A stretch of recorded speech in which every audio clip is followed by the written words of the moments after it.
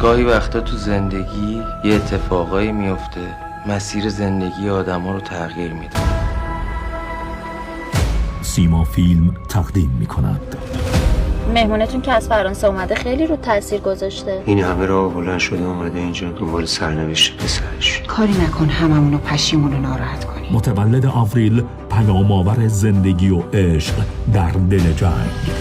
چی باعث شد همه چیزو پشت سر بذاره و بیاد به کشور شما؟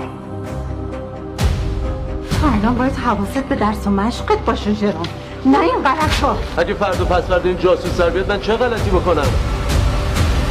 یا ابا عبدالله لقد عظمت الرزیه. تو اصلا دلت میاد مهمون امام حسین رو از مجلسش بیرون کنی؟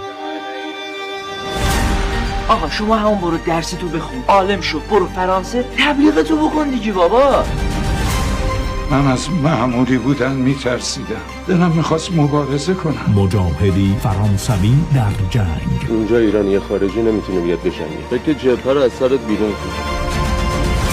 اسلام مرز نداره، اونها دارن با اسلام میجنگن نه با ایران. متولد آوریل هر شب ساعت 22 از شبکه 1 سیما.